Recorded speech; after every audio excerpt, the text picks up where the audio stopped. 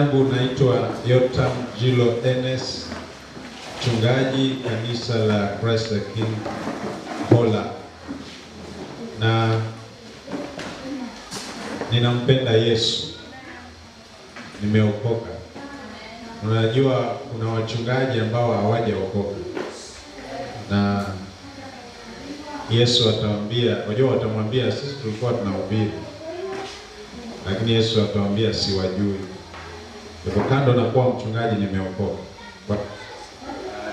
na ninamtumaini Mungu ya kwamba nitaurithi uzima, na ninafanya bidii ili wakati nitawasilisha wengine kwa Mungu, mimi nisikataliwe, niwe mmoja wa wale wataurithi uzima. Hilo ni la msingi. Haleluya. Tusome kitabu cha Zaburi ya 90.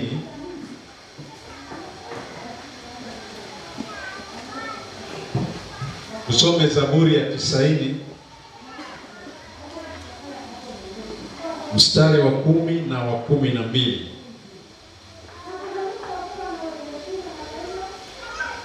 Biblia, kitabu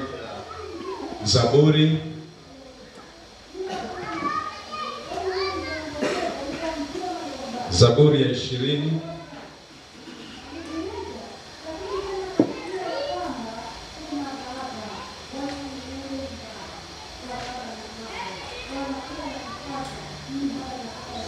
na jioni ya leo naongea kuhusu kuzihesabu siku zetu,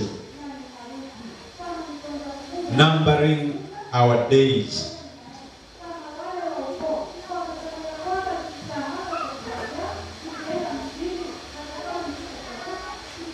Siku za miaka yetu ni miaka 70, na ikiwa tuna nguvu miaka 80, na kiburi chake ni taabu na ubatili, maana chapita upesi tukatokomea mara. Mstari wa 12, basi utujulishe kuzihesabu siku zetu, tujipatie moyo wa hekima. Nitarudia aya ya 12. Biblia inasema basi utujulishe kuzihesabu siku zetu, tujipatie moyo wa hekima. Haleluya. Zaburi hii ya 90 ndio zaburi peke yake ambayo imehusishwa na Musa. Kuna zaburi nyingi hapa, lakini hii imehusishwa na Musa. Na jambo moja ambalo Musa anasema ni habari ya Mungu kumfundisha yeye kuzihesabu siku zake ili apate moyo wa hekima. Sulemani kabla hajaanza ufalme alimuomba Mungu ampe hekima. Lakini kuna siri katika haya maandiko. Mstari wa 12, kuna jambo ambalo wewe ukilifanya kwa maisha yako utaanza kutembea na adabu na hekima na hali ya kuheshimu watu na unyenyekevu. Bwana Yesu asifiwe. Kwa sababu watu hawapendi kusema miaka yao, sana sana kina dada. Nataka tuhesabu na ninyi siku zangu, na mtajua kwa nini mimi ni mpole na ni mwangalifu. Lakini kama una hekima wakati tunafanya na hesabu siku zako, nawe hapo hesabu zako. Biblia inasema mwanadamu amepewa miaka 70, na kama ana nguvu miaka 80. Hii ina maana ya kwamba ukifikisha 71 mpaka 80 ni bonus. Hiyo miaka ni ya wale ambao hawakula blue band, ni wale ambao hawakula spaghetti, ni wale ambao hawakula huu mchele wa plastic, ni wale ambao hawakula samaki una za kutoka China, ni wale ambao hawakula blue band, ni wale walikula mchicha peke yake. Haleluya. Sasa tufanye hesabu na miaka 70.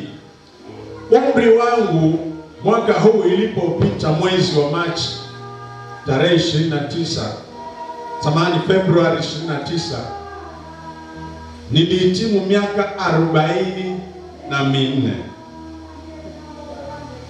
Nina uzee wa miaka 44. Sasa ikiwa nimepewa kuishi miaka 70, nimebakisha mingapi? Halo? Miaka 26. Hapa Kenya rais huwa anakaa mamlakani miaka mingapi? Miaka 10. Hao ni rais wangapi? 2.5. Kwa hivyo nina rais 2.5. Yule rais wa 3 hata maliza miaka yake nitakuwa nimeondoka. Sasa hii miaka 26 ambayo imebaki, ndugu yangu, ukinipandisha kwa pikipiki na uende mbio, nitakwambia nishushe. Si kwamba naogopa mwendo kasi, lakini huu muda wangu ni kidogo sana ya kwamba uniangushe nikakae miezi 2 hospitali. Mimi mwenyewe nimebakisha miaka 26. Alafu wewe unikulie miezi 6 hospitali, nimevunjwa miguu, nimefungwa plastiki nyeupe, niko hospitali, napoteza pale hospitali miezi 4 naugua, na nina miaka 26 tu imebakia. Na sija invest, sijawapatia hata wajukuu wangu mali. Nitakwambia taratibu. Nikiingia kwa basi naenda Nairobi ama wapi, na iwe na mwendo wa kasi, mimi mwenyewe nitachukua mkanda ule niji safety belt nifunge. Si kwamba naogopa, lakini muda si mwingi. Biblia inasema tujifunze usihesabu siku zetu, tutakuwa na hekima wenyewe yani. Sasa nataka kukupa muda wa hesabu zako. Hello. Najua unasema nina miaka 21. Miaka 21 katika ile 70. Ondoa 21, ubakisha miaka mingapi? Yeah? 49. Miaka 21 bila shaka hujamaliza chuo kikuu. Bila shaka huja hustle. Maana ya hustler ile ya kwanza, sio hii nyingine. Hauja hustle. Bado kuna mambo kadha wa kadha yanakusubiri. Tutaongea baadaye. Ukisha jua ya kwamba miaka 21 imeshaenda na bado unalala kwa baba yako, utaanza kuwa na adabu. Wewe mwenyewe utaanza kuwa na heshima. Miaka 21 bado unamuomba mama yako akupatie pesa ukanunue zile bidhaa za msingi. Utaanza kujipa shughuli, yani adabu inakuingia. Fanya tu hesabu yako, utaanza kuwa na discipline. Ndio maana ya maandiko. Shida ni kwamba hatuhesabu siku zetu. Utaona mtu amedandia lori ya mchanga. Lori za mchanga, kwa taarifa yako, hazina insurance. Zile lori zinabeba mizigo hapa town, huwa ikikuangukia ulipwi, kwa sababu hata kule kwa insurance hakuna. Yule dereva pengine hata mtango ameiba. Alafu watu wananing'inia kwa zile chuma zile na wanapiga kelele, na wengine wamepiga vitu vyao. Angalia, utajua wale hawajahesabu miaka yao. Lakini mtu akisha hesabu miaka yake anakuwa na adabu, anakuwa na discipline. Yeye mwenyewe kuwe corona hamna, yeye ataosha mikono kabla kula na baada ya kula. Haleluya. Biblia inasema hivi katika kitabu cha Ayubu mlango wa 14.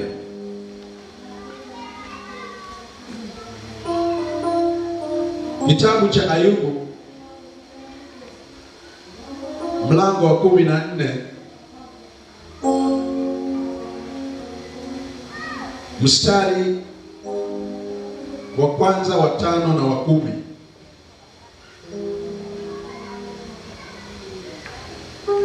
Mwanadamu aliyezaliwa na mwanamke siku zake za kuishi si nyingi, naye hujaa taabu. Imagine, siku zenyewe si nyingi, ni 70, miaka 70. Alafu hiyo miaka 70 kuna miaka ya taabu hapo ndani. Kuna miaka ya kusota hapo ndani. Kuna miaka ya kulazwa hospitali hapo ndani. Kuna miaka ya kukaa bila ya kazi hapo ndani. Kuna miaka ya kulala njaa hapo ndani. Yaani hiyo 70 yenyewe tena shida zimewekwa humo, kusoma humo, kutafuta mali humo, kukua kuanzia utotoni mpaka utu uzima humo. Yenyewe 70. Unajua watu wa zamani waliishi mpaka miaka 900. Wangefanya kila kitu kwa maisha. Lakini sisi tumepewa miaka 70. Kizidi 80. Na ndugu yangu, ukifikisha 80, wewe mwenyewe utakuwa unaonea wivu mtu akifa. Unasema afadhali ningeenda mimi. Mtoto mdogo. Wewe Mungu unaniacha mimi, unachukua wewe, hata unaonea wivu hivi. Manake miaka imeenda yote, yani umetumia yote, memory full. Wakati huo, wajua kama memory yako iko fresh, ukisafiri, umetoka Kilifi unaenda Mombasa, unasoma vibao vyote kwa barabara, unasoma sijui Ngala Memorial, unasoma sijui wapi vibao unasoma. Hebu miaka isonge, memory inaanza kujaa, unapiga ka usingizi mpaka Mtwapa. Si kwamba hujui kusoma ama hutaki kusoma, memory imebaki kidogo. Ukianza kusoma hivi ikaanza kuhani. Kwa hiyo mambo mengine unafunga macho.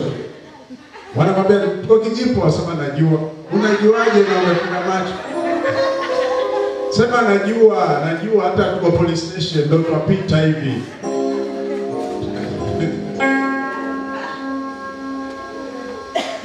Kwa kifupi, wacha tuongee kuhusu stages za maisha ya mwanadamu. Zipo stages nyingi, ukitaka 8, ukitaka 12, lakini nimeweka stages 4. Stage ya kwanza ni kuanzia kuzaliwa kwa mwanadamu mpaka miaka 20.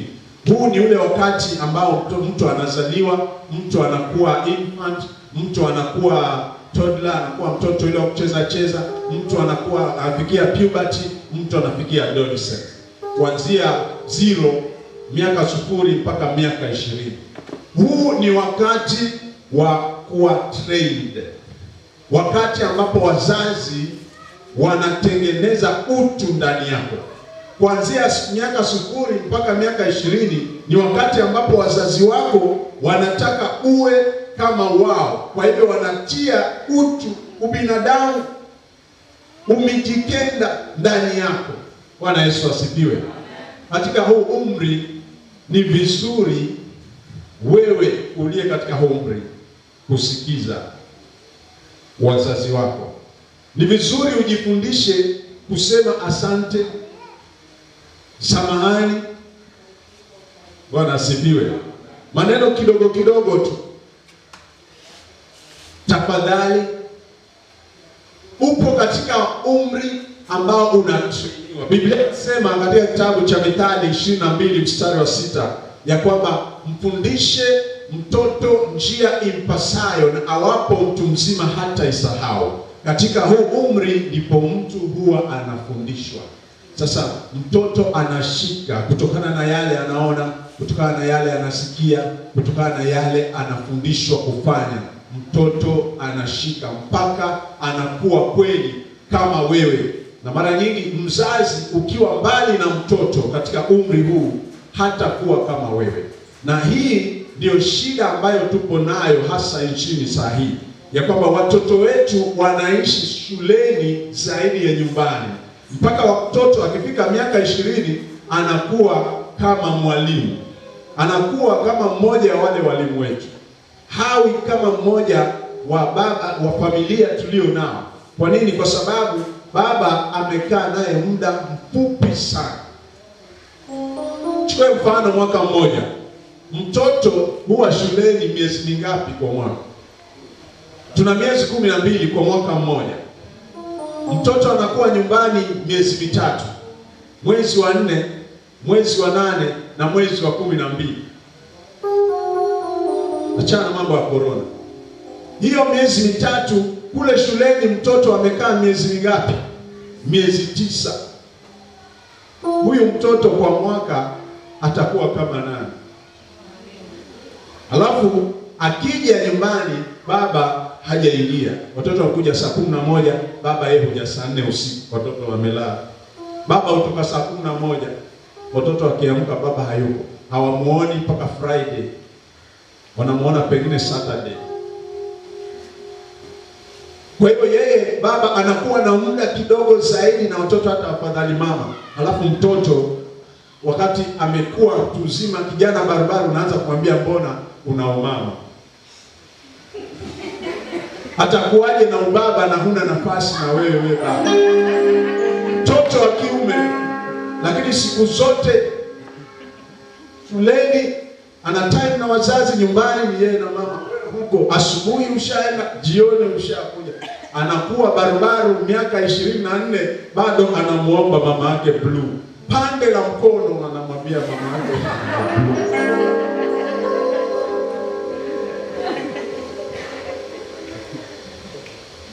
Na ni siku za mtoto zinaenda, miaka 20 inaenda pale. Step ya pili ya mwanadamu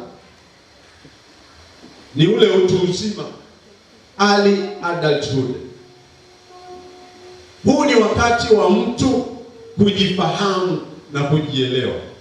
Unajua, ukiwa katika hii miaka kuanzia hapo 0 mpaka uje miaka 20, wakati mwingine unafanya mambo kwa kuiga. Kuna watu ambao kuanzia class 4, class 1, 3, 4, 8, form 1 mpaka form 2 wanafuata watu. Wewe una habari? Yaani ukimuuliza wewe haswa unasoma kwa nini, asema yenyewe nimeambiwa niende shule. Mimi nimefungiwa kila kitu, nikawekewa sanduku. Na ulipitaje class 8 mpaka ukaenda form 1? Mimi sielewi. Niligesi na nikaona nipata points na nikapata shule. Na hivi ninaenda. Hii kusoma wewe wafanya kwa nini unasoma? Si wote wanasoma. Alafu ikifika form 3 anaanza kuelewa yenyewe. Sasa walimu wanamwambia chagua masomo ambayo unafikiria yatakusaidia mbele. Anasema sasa ni masomo gani ambayo wanapita pita. Anaangalia CRE, huwa anapita pita. Anaangalia history, huwa anagonga. Akiangalia maths nani wapi? Sasa mimi nitapata kazi gani? Akili inaanza kumjia, anasema yenyewe kumbe hii kusoma ilikuwa na malengo. Kumbe ilikuwa na malengo, sasa itabidi nitie bidii. Anamwambia yenyewe mwalimu itabidi uniandikie. Mwalimu anamwambia nakuangalia wewe unapenda CU sana. Kwa hivyo unafaa kuwa judge ama lawyer. Hakwambii unafaa kuwa pastor. Nasema masomo gani? Kwa combination ya CRE, combine na history, pia ujue language. Fanya bidii English yako hii iwe sawa. Sema sawa, niandikie mwalimu. Hakupanga yeye. Sasa wengine hukosea, wakaenda wakauliza wazazi. Mzazi anamwangalia anambia hiyo ndio nini? Hiyo umesema yote ndio nini? Baba tunaambiwa tupeleke combination. Hiyo combination. Hiyo unasema tu ndio nini? Wewe enda waambie walimu, watakusaidia vile utajua.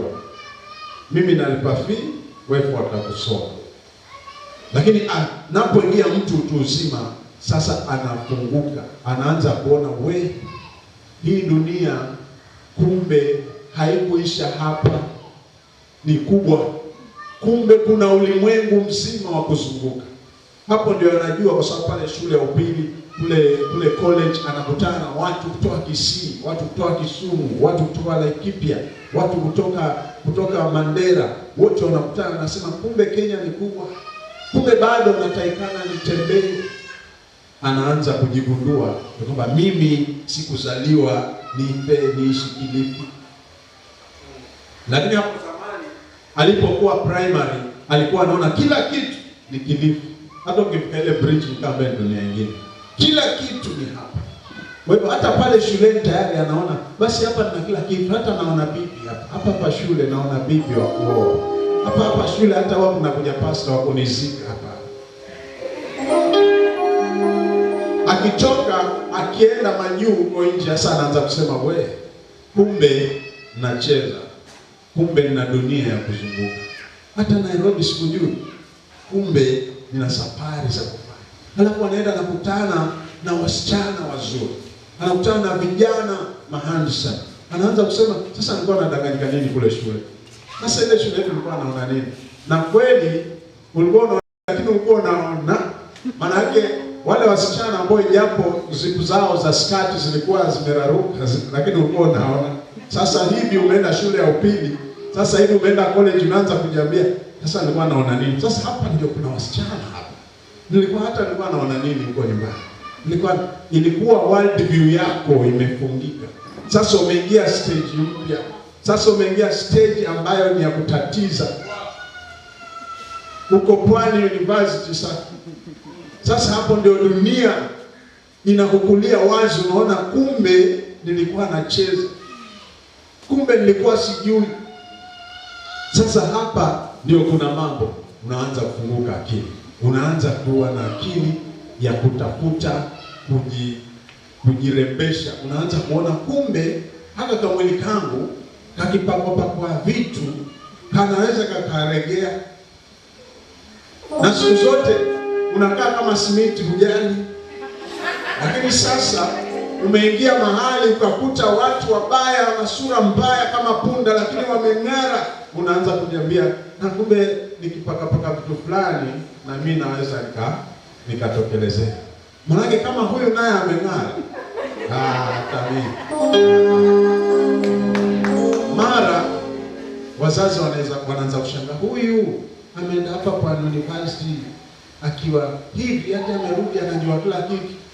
Mwacheni, ni stage ameingia, ameenda kukutana na ulimwengu, akajua dunia, akaona Kenya nzima iko pale ndani, na akajiona kwamba ako na mambo matatu: a full life to live, a whole career to enjoy, and a whole world to explore. Amejikuta kuna dunia nzima ya kuzunguka, amejikuta kuna maisha mazima ya kuyaishi, na kuna ajira, kazi, profession ambayo anaikimbiza, ambayo ataifurahia. Aidha udaktari, atafurahia ualimu, atafurahia uloya, ama wanasiasa na kitu chochote. Anaanza kujigundua. Katika kipindi hiki Biblia inasema hivi, Mhubiri 11, kama huko kipindi hiki cha kuanzia miaka 21 mpaka 40,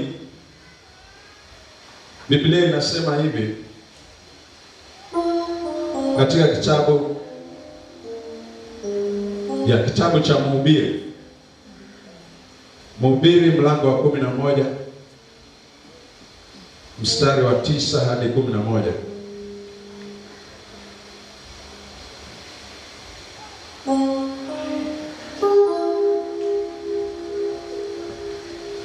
Wewe kijana, ufurahie ujana wako, na moyo wako ukuchangamshe siku za ujana wako, ukaziendee njia za moyo wako, na katika maono ya macho yako, lakini ujue wewe ya kwamba kwa ajili ya haya yote Mungu atakuleta hukumuni. Kwa hiyo ondoa majonzi moyoni mwako, nawe uondoe ubaya mwilini mwako, kwa maana ujana ni ubatili na utu uzima pia. Kuna mambo mawili ambayo Biblia inasema uondoe katika hali yako ya kufurahia ujana. Ondoa majonzi katika moyo wako, yaani yale mambo ambayo yatadhuru imani yako, achana nayo. Ondoa ubaya mwilini mwako, yale mambo ambayo utafanya katika miaka hiyo ya kuvumbua mambo na yawe yatadhuru afya yako, achana nayo. Kwa nini? Mungu atakuleta hukumuni. Hapa ndipo watu kuingia uraibu kweli kweli, kwa sababu ni pesa zao. Amepata kazi karibuni, ameanza kupata pesa, anashika elfu, anaanza uraibu kwa sababu ni pesa zake. Hakuna mtu atamwambia, hayuko chini ya wazazi. Hapo Mungu anakwambia kama kuna jambo litadhuru imani yako, achana nalo. Kama kuna jambo litadhuru afya ya mwili wako, achana nayo. Kwa nini? Kwa sababu una miaka ya kuishi. Nasema nini? Kama Mungu amekujalia katika ile 70 umebakisha miaka 40, wewe ukifa kesho kwa zinaa, kwa kuchoma tai, kwa uende wazimu, kwa kuvuta bangi, hiyo miaka 40 nani ataishi kwa niaba yako? Sijui kama kuna mtu amenisikia. Umepewa miaka 70, umeishi miaka 21, na ile miaka 40 na umeiacha. Nani ataishi kwa niaba yako? Umepoteza hiyo miaka. Lakini Mungu alikupa katika hiyo miaka ufurahie ajira yako, katika hiyo miaka ufurahie maisha yako, katika hiyo miaka ufurahie ulimwengu alioumba. Wengine hawajui, si hapa haya makanisa hapa yanawazunguka, hawajui hata mtu hapa na nilifika wote, hawajui kabisa, wanaionea kwa view sasa. Wengine hata hawajui kama Isiolo ni Kenya, hawajui, hawajaenda Nairobi, na mtu yuko university, na mtu yuko college. Ndugu yangu, anza kuishi na hekima, ishi vizuri, tembea dunia. Yaani hii dunia yote vile unaisoma kwa geography na nini, hii dunia yote, halafu wewe uwe umezunguka tu hapa coast. Huko mwingine umemwachia nani? Umeachia wa China. Maana wao hawatulii kwao. Kila mahali wako. Wanasifiwe. Kuna dunia nzima ya kuzunguka, uende ukifanya biashara, uende masomo, uende injili. Kuna dunia nzima mbele yako. Ishi kwa hekima, utazunguka. Hello. Hapa Kilifi ni mjini, si county hapa. Watu huishi kwa hapa. Achana kutumia nguvu. Nguvu ni kijijini. Peleka nguvu vitengeni huko. Hapa mjini tumia akili. Hapa mjini tumia akili, utaishi. Mungu akupe hekima. Unajua hekima ni ule ujuzi ulionao unaotumia kwa njia ambayo haikumalizi mwili. Kuna kazi ambayo unaweza piga na ikifika jioni ulipwe 500, lakini unaenda kufanyiwa masaji na kuoga maji ya moto na Panadol. Na kuna kazi ambayo ikifika saa 7 hiyo 500 umeipata, na hata uko shule zako huko mzima, una afya zako. Tumia, achana na hii sugu, utakufa mapema. Hapa ni mjini, enda kwa hii kazi ambayo inachukua muda kidogo na pesa zako ushapata. Si ulikuwa na budget ya 500 kwa siku? Kwa nini uende ukafanye kazi ya mpaka jioni saa 11, unatoka huko na mavumbi? Kwanza ni mbali. Ukifika pesa hiyo, na hapa kuna kazi ambayo unaweza kufanya na ukapata hiyo pesa by saa 7. Tumia akili. Ukitumia nguvu utakufa mapema, watakuzika. Halafu waseme alikuwa na bidii sana.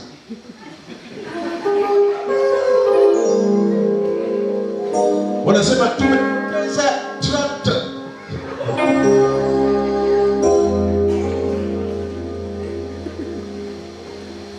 Kumbe alikuwa anafanya kazi ya 700 kwa siku.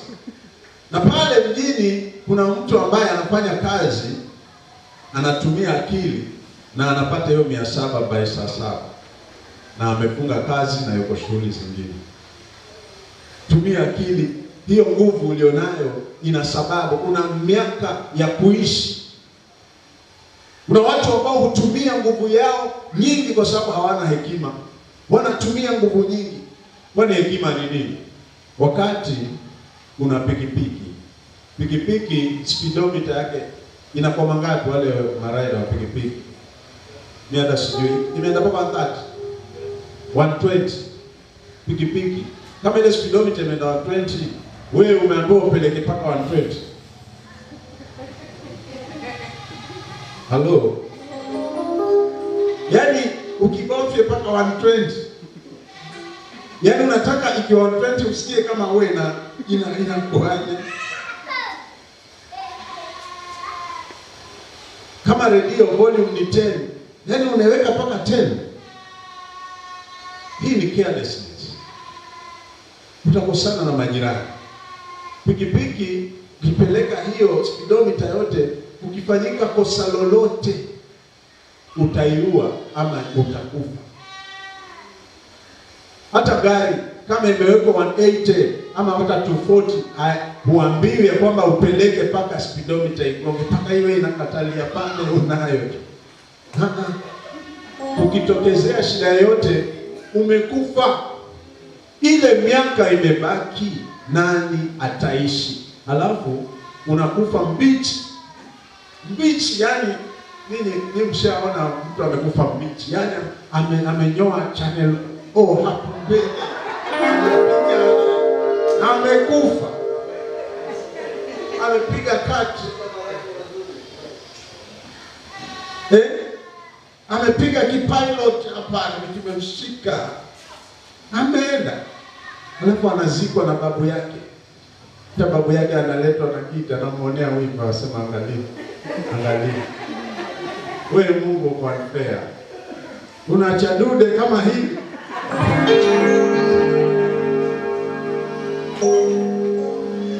Unachukua wajukuu. Huyu mjukuu alikuwa hana hekima. Ameambiwa wewe enda Mnarani na urudi. Akasema nataka nikae mpaka nichelewe, alafu nitumie dakika hizi, alafu kabla sijaondoka nitawaambia kwamba mimi ndiye huyo.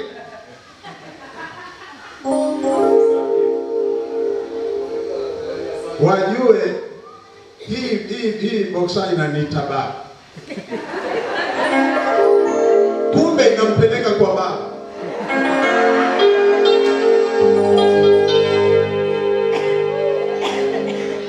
Hekima ni nini? Hekima, ondoka mapema, chana speed.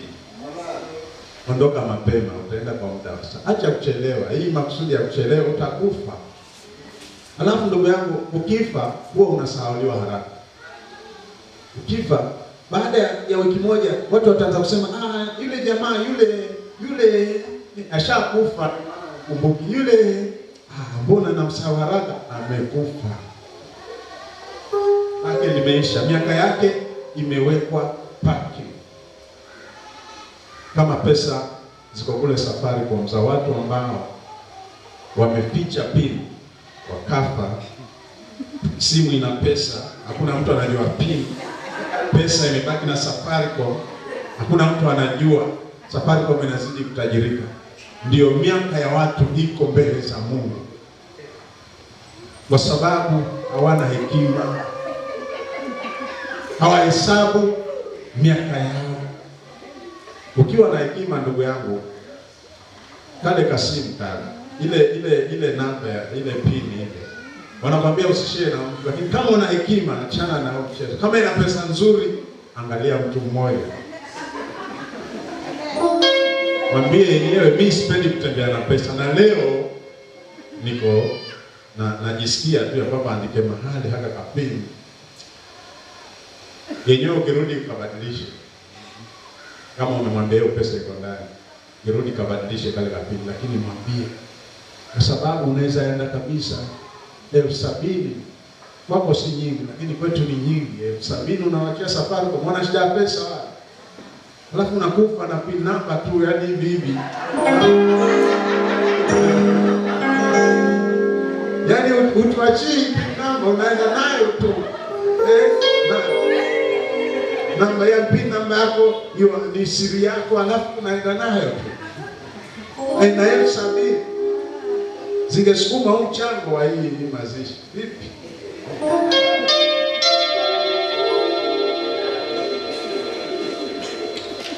Bwana asifiwe. Kuna dunia nzima ya kuzunguka. Nimekita hapa kwa sababu najua wengi wetu tuko hiyo miaka. Kuna dunia nzima ya kuzunguka. Vaa vizuri, pesa ni zako. Haiwezekani ati wewe mwalimu wa high school na unaosha mkono kwa bomba la shule. Ule mfereji uko pale staff room, ndio wewe unakuja unaosha uso, mwalimu wa secondary school. Alafu umekuja na yebo na unalipwa mshahara kiasi. Achana na hiyo. Kwa nini? Kwa sababu ukifa, ndugu yangu, hiyo pesa kuna wenye wataichezea. Kuna wenye watavaa. Kwa hivyo wewe una kazi, vaa vizuri, kaa vizuri, kula chakula balance, yaani chakula ambacho kimetiwa maridadi. Si maridadi tu eti kama maua, kila kitu kinalika, kila kitu kinalika, lakini sio kuweka sima mlima. Alafu mboga ni ile, kuna wale Kisumu boys zile wale visama kidogo kidogo venye kichwa ni jicho. Unakula sima, omena anakuangalia mpaka unashindwa nichukue yupi. Wote wanakuangalia hivi.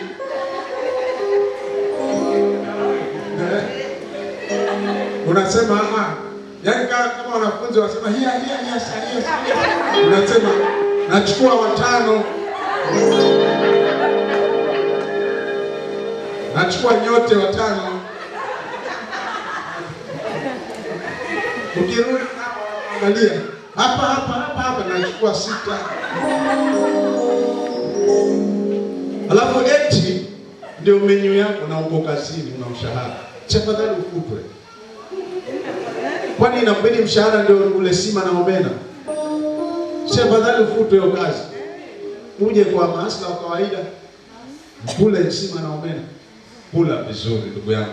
Kwa nini? Kwa sababu mbinguni hakuna chapati. Mbinguni hakuna kuku. Mbinguni hakuna hata hiyo appetite. Kwanza hilo tumbo la sima hakuna. Ule mwili wa mbinguni hauna hiyo tumbo ya sima. Ni hapa duniani. Tafadhali jaza vizuri, kula vizuri, vaa vizuri. Kwa nini? Kwa sababu ni pesa zako. Kula vizuri kwa sababu unahitaji huo mwili kuishi miaka yako 70. Ukila mbaya ndugu yangu, wajapigwa na corona na unakufa hivi unazikwa kijinga. Na huko kazini watapata mwingine. Watakuja mazishi kweli, lakini wataweka mtu mwingine. Na wewe ulikataa kula, mwili wako ukakosa kinga kwa sababu nasema mimi ile matunda mimi na ngoja msimu wa maembe. Ati utaki kununua ndizi, utaki kununua machungwa, mimi nunue machungwa mimi. Ngoja kusimama maembe. Upige kikapu kizima.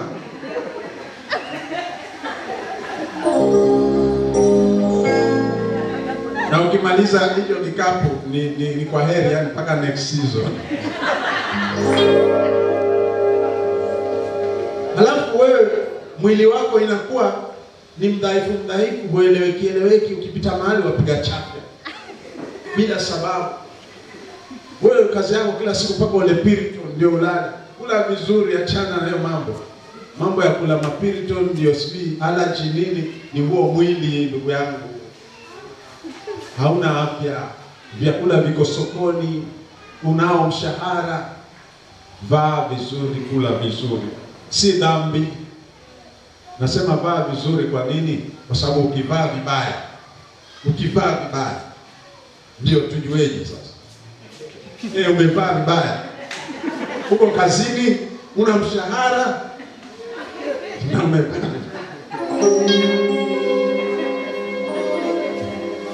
Yaani sasa ndio tujueje. Vaa vizuri. Napenda vile nani apostle hapa anang'ara.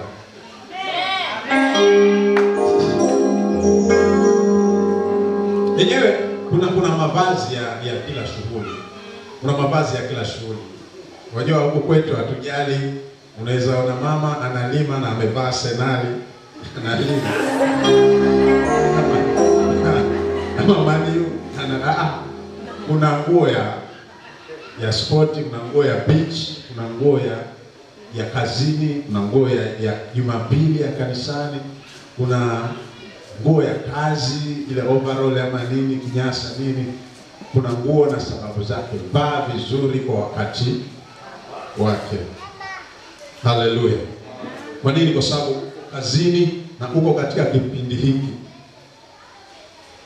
Tusonge mbele, stage ya 3. Stage ya 3 miaka 61. Miaka 41 mpaka 60. Katika hii miaka mtu huwa na hekima. Mtu hutuliza boli mwenyewe.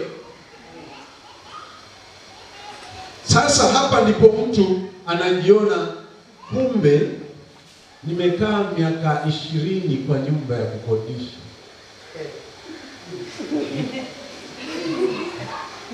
Shwari. Na ni kweli miaka 20. Ya. Na kiangalia shaka hapo miaka 60. Yuko 45 years. Yuko 50 years. Karitaya ndio kale ya pale kwa kona. Anamnyemelea, asema wow, hapa nianze kujenga nyumbani. Anaanza kutoa mazishi nyumbani, anaenda. Shagonga 45 pale ya 50, anaanza kwa attend mazishi. Alikuwa attend. Akienda mazishi kule usiku anauliza plot. Yuko miaka 40 na miaka 50 anaelekea 60. Sasa reality inaanza kumkujia ya kwamba ana miaka 3 aende retire. Ana miaka 10 aende retire. Na kumbe mtoto wake wa kwanza yuko form 4. Anaanza kusema nitaponywa na nani? First born wangu yuko form 4 na ninaenda retire. Kwani kumeendaje? Mbona miaka imeenda mbio? Yaani mambo yanaanza kuwa halisi vile yalivyo. Hapa ndipo unaona watu wakianza wizi. Watu wengi wako huu umri ndio wezi wa serikali za county na serikali za kitaifa. Wanaiba wakijenga haraka.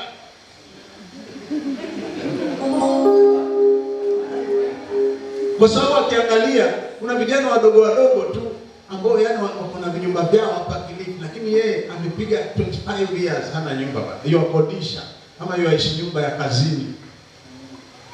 Mpaka watoto wake imekaa kama ni kwao, kumbe wana kwao ambao hakuna kitu. Miaka imegonga na apate ka opportunity kwa serikali ya kaunti, anaiba kuiba, yani ile haiwezekani. Hapa ndio umri ambapo unaona mtu kale kanyumba kake ka mashambani anaanza ukatomea.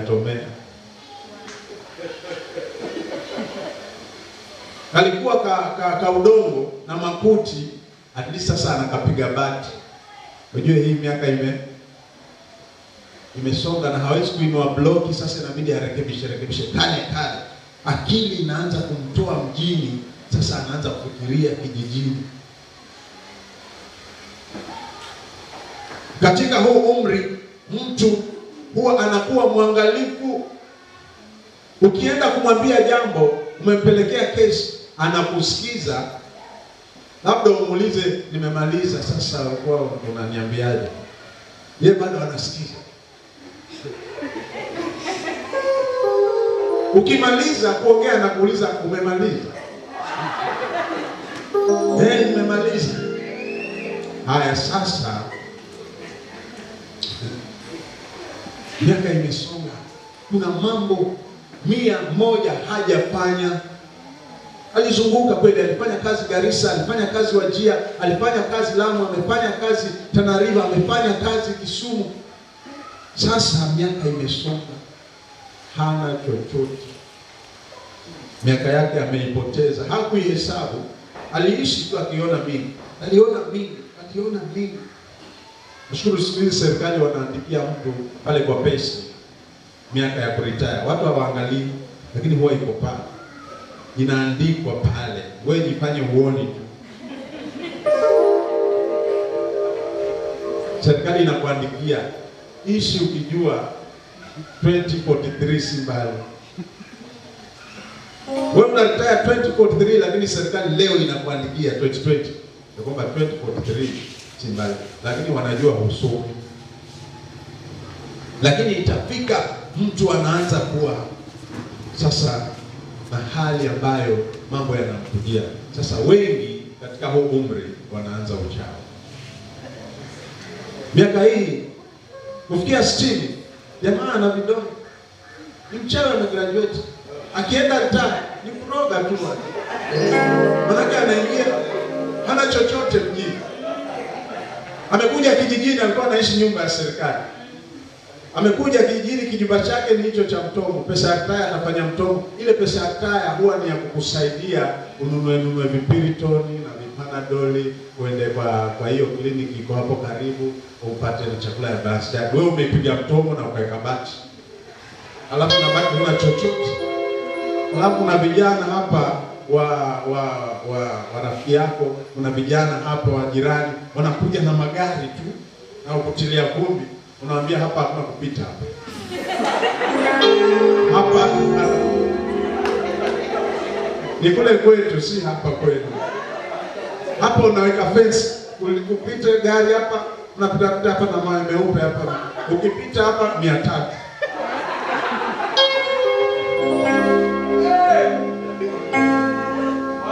Hakuhesabu miaka yake, aliona mingi. Sasa hii reality imekuja, ameingia mjini na uchawi kwa sababu ya wivu. Anaona vijana wadogo wanapeleka magari, utaangushaje hapa semi-trailer nzima ya mashirika? Yaani vipi yani? Hata wewe ungefanya ndugu yangu, ni vile huko hesabu miaka yako ukawa mjanja. Wewe ulifuata tu karanga tu mjini na kuvaa na kukimbizana na mafashion na kuongeza mabibi. Hivi ukweli umekuja kijijini. Sasa hapa kijijini watu hawatumia akili, wanatumia nguvu. Na nguvu umemaliza huko. Serikali wametumia wakaimaliza. Huwezi kulima. Kazi za mashambani ni gani? Hata mjengo hakuna. Kwa sababu mjengo ni familia. Analeta ndugu yake kutoka wapi na wapi na wapi, wanakuja wanafanya. Hakuna hata kibarua. Hata ikiwako wewe huna nguvu. Kwa hivyo inabaki kuwa uchawi ama wivu. Na wengine huenda wakawa wachungaji, kwa sababu sasa hana la kufanya. leusi zee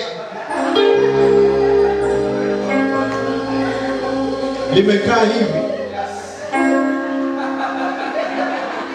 Akija kwa madhabahu analaani tu. Analaani tu. Msipotoa mtangamia. Unaringa na hizo pesa zako. Ndugu yangu, taratibu. Wewe ulikuwa na pesa hivi. Wewe ulikuwa na pesa hivi. Taratibu mzee. Taratibu. Wewe unapiga sauti ya Mungu. Na kutenga.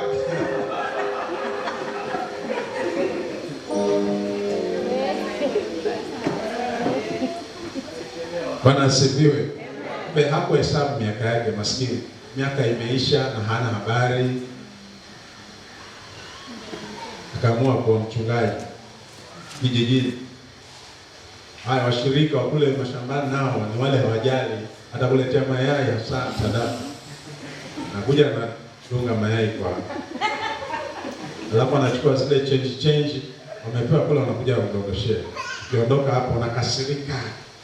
Lakini hamna la kufanya. Kwa kwanza ile blue mama ya kuchoma, unaenda nyumbani ukitafuna. Hapa mishipa hapa inakutoka, unatafuna mahindi mchana saa 7 na mahindi ya kuchoma. Miaka imeenda. Biblia inasema tujifundishe kuhesabu siku zetu, tuwe na moyo wa hekima. Usione una miaka mingi ati wewe una miaka 15. Ndugu yangu, dada yangu, hujaanza bado. Uko kwa training. Tumia muda wako vizuri. Ujue huo muda si mrefu. Stage ya mwisho sasa ni kuanzia miaka 61 mpaka 80 ama mpaka 70. Sasa kuongea habari ya 80, ndugu yangu, maana yake ukiishi miaka 80 utakuwa unaanikwa. Unabebwa kabisa na kiti, unaanikwa. Upate hili jua la Mungu hili. Nikupige uitane, njoni mniondoe waje wakuchukua. Mara upate wajukuu wa korofi wanakuacha. Miaka 80 si mchezo. Ni zamani, si leo. Ni mambo ya roho iko uwezi. Utakuwa mwili unaoma kila mahali. Unaitana huko ndani ya nyumba. Unasema, "Nyinyi mko wapi?" Na wako hapo. Sema hao mzee naye. Hii miaka ya watu wanachukua kishie tu. Tuko hapa. Na wasikia mnaongea. Sijali.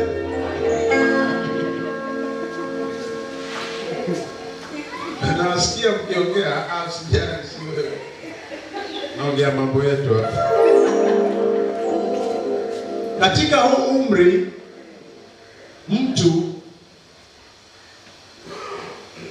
mtu huwa ako irrelevant. Ukishafikisha miaka 61 kuelekea huko, huwa uko irrelevant. Na huwa huna habari. Ajabu ndio hiyo, hujui kama wewe huingiliani na hii dunia sasa hivi. Unaenda jamaa wako hapo wasema, wewe. Nakwambia mimi nimeshangaa.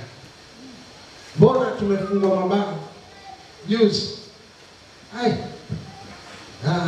Mimi nilikuwa na shangaa. Najua we don't walk alone. Ni watu gani hao? Never walk alone. Tulipigwa mabao. Alafu wewe mzee unakuja ati nawe unataka kuchangia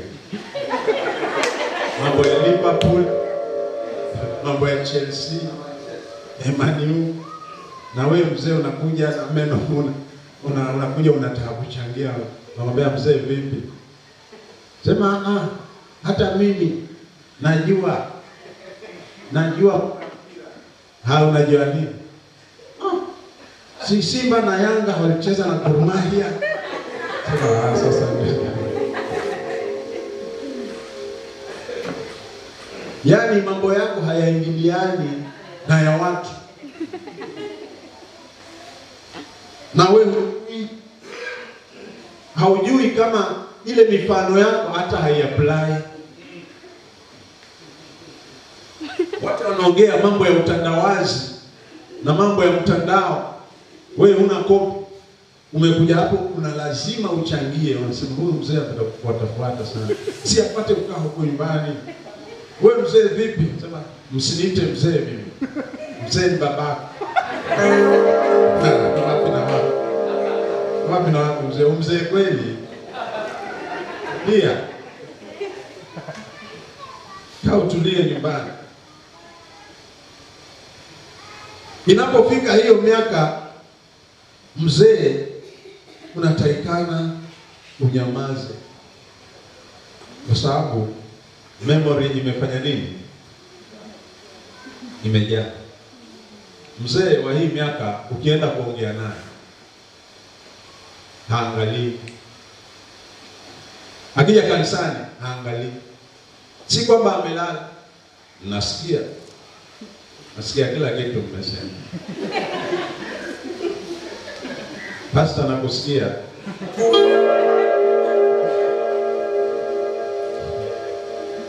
Amelala kabisa. Lakini hajalala, anasikia. Yaani memory iko full. Akiangalia hivi anze kutambua huyu ni fulani, huyu ni fulani. Inahana. Anakuwa haelewi.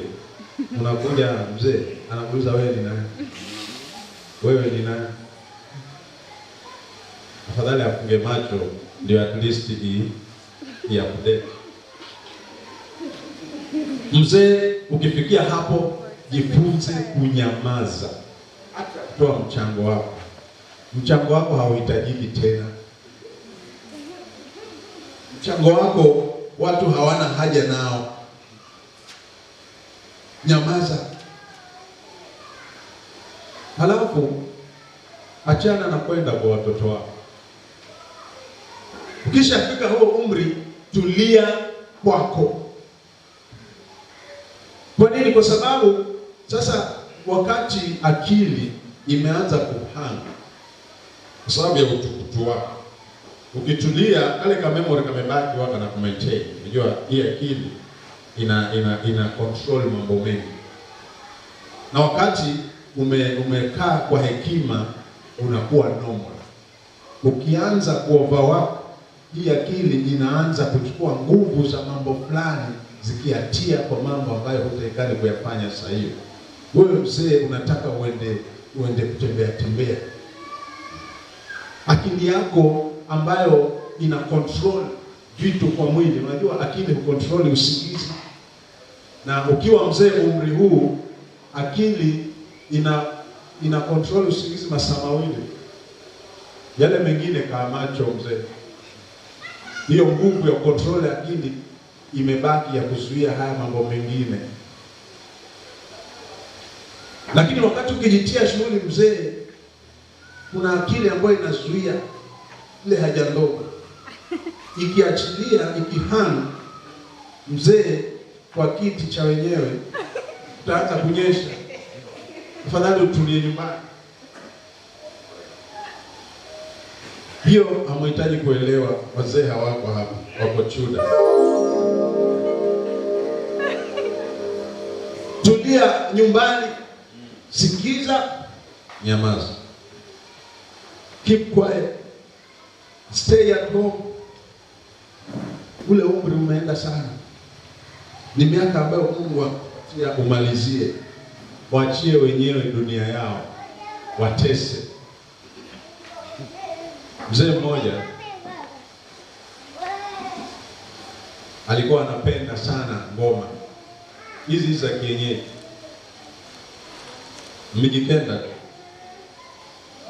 Kuna mchungaji wangu, rafiki yangu, upenda kwa hizi story. Yeye alikuwa anapenda ngoma. Mzee sasa akapatwa na ugonjwa. Kuna ugonjwa mmoja wa huko Botswana. Ukawa kumevimba, akaenda akafanywa operation. Akamwambia mzee, tulia, huruhusiwi kufanya kazi yoyote huko. Ukaja matanga hapo mtaani. Na katika hiyo ngoma huwa kuna wimbo wake ambaye anaupenda kweli kweli. Haya, tanga likapigwa, mzee amejikaza, akamwambia wanangu, tafadhali John, nichukueni na hii kitanda, mniweke tu pale, mniwekeni, sitaondoka. Akamwambia baba, daktari amesema nini? Tafadhali. Ni mzee ana miaka mingi, lakini bado anataka awekwa ligi. Kuna vijana wanasakata ile ngoma, wanakipiga, mnakitai kidaba vizuri na zile maslippers. Yeye wakati wake alivuma, lakini hivi anataka aingie ligi. Akamwambia baba, daktari amesema nimesema nipelekeni, mimi siondoki, nisikize wimbo wangu. Basi wakampeleka, baba mkorofi, kamweka, ngoma inachezwa pale. Basi mzee anaangalia, ametulia tata chake, akaangalia, mara akaja nyanya mmoja hapo na mjukuu wake. Sasa huyu nyanya ni wa enzi za huyu mgonjwa, amekuja na kajukuu, kajukuu ni kaenzi ya wale wako uwanjani. Sasa akaja akamwambia, mjukuu wangu, kama huyu angekuwa mzima, huyu ungepita kazi pale. Yaani ile ngoma pale, kwani wanacheza nini wale? Huyu anambia nyanya, wale wanacheza, hao ndio sahihi wanawika. Nyanya anasema, kwani unaona nini hapo? Huyu kama angeondoka hapa. Kumbe mzee ana charge, anapata tabu mzee wake. Mzee anapenda sifa. Basi ngoma ikapigwa, mara wimbo wake ukaanza. Sasa anasema, anza huo wimbo. Mzee akainuka akaingia uwanjani. Mzee akapiga 1, 2, anateremka. Wakaja vijana wake, wakaja kumchukua. Baba, tulikwambia nini? Baba, tulijua wewe utacheza. Nafa. Wakamtoa mbio, kaa nyumbani.